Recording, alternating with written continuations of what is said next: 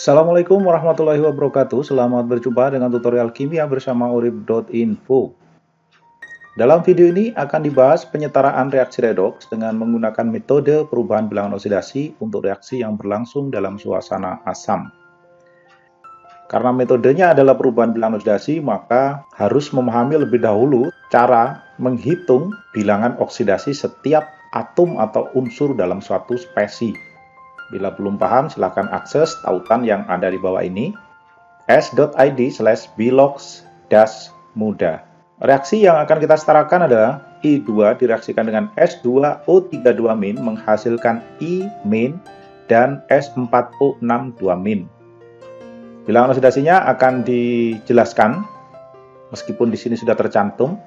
I2 berarti I berikatan dengan I. Karena dia berikatan dengan dirinya sendiri, maka bilangan oksidasinya adalah 0. Kemudian S2O32-. Oksigen itu bilangan oksidasinya -2. Jumlahnya 3 berarti -6. -6 minusnya diambil 2, sisa -4. Lawan -4 plus 4. Itu untuk S yang jumlahnya 2. Kalau S satuan nilainya plus 2. Berikutnya I-.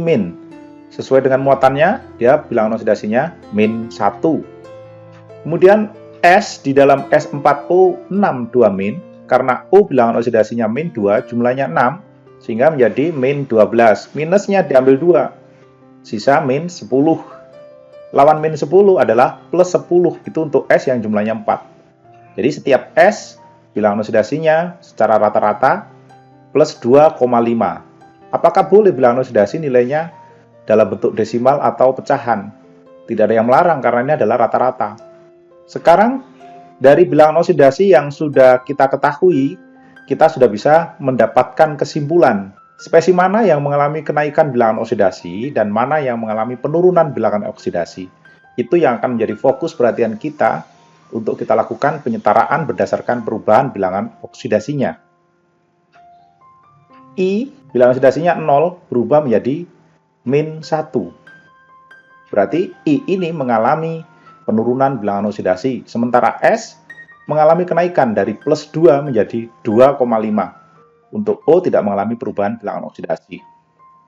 Selanjutnya dituliskan seperti yang ada ini. Ini sebenarnya sama persis dengan yang di atas, hanya wujud zat larutan itu ditiadakan biar lebih simpel.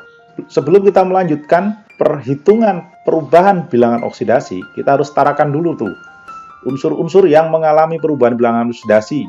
I2 di ruas kiri, di kanan 1. Maka yang di kanan kita kalikan 2. S yang mengalami perubahan bilangan oksidasi, di sini jumlahnya 2, di sebelah kanan ada 4, maka yang sebelah kiri kita kalikan 2. Selanjutnya kita bubuhi bilangan oksidasi masing-masing setelah kita kalikan. I2 tetap tidak mengalami perubahan, bilangan oksidasi I tetap 0. Kita berikan di atasnya seperti ini. Selanjutnya I-. Kalau I- saja -1. Kalau dikalikan 2 berarti -2. Itu untuk I yang jumlahnya 2. Selanjutnya langsung saja kita tentukan, berarti dari 0 ke -2 bilangan oksidasi I mengalami penurunan sebanyak 2. Oleh karena itu kita tambahkan, kita tandai dengan menggunakan tanda panah seperti ini. Kalau turun berarti dia mengalami reduksi. Kemudian S. S1, kalau jumlahnya 1 kan plus 2 tadi, kalau jumlahnya 2 berarti plus 4. Sementara S itu masih dikalikan lagi 2.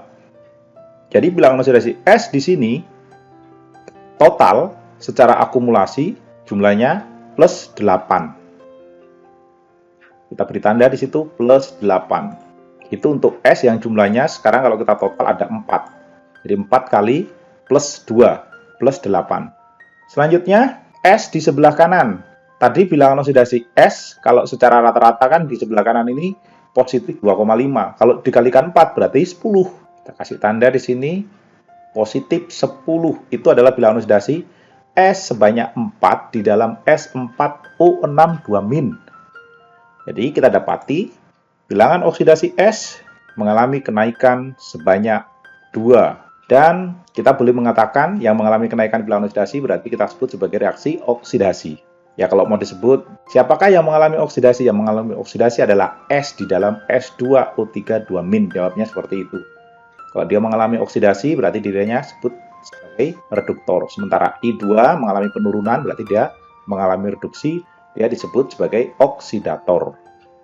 Karena perubahan bilangan oksidasinya sudah sama, baik yang naik maupun turun, maka kita tidak perlu melakukan pengalian dengan angka tertentu karena jumlahnya sudah sama-sama, naik dan turunnya sama. Sehingga kalau kita tuliskan ulang, apakah reaksi ini sudah setara atau belum? Ya, silakan diperiksa. Oksigen ruas kiri kanan sama tidak? Kalau sudah sama berarti sudah oke. Muatan kanan kiri sama tidak?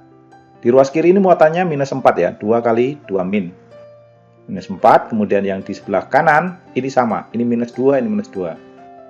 Jadi reaksinya sudah seperti ini saja. Karena kita diminta menentukan dengan menggunakan metode Bilog, seperti ini caranya. Kalau kita menggunakan aljabar, kita tinggal lirik sekali saja sudah selesai.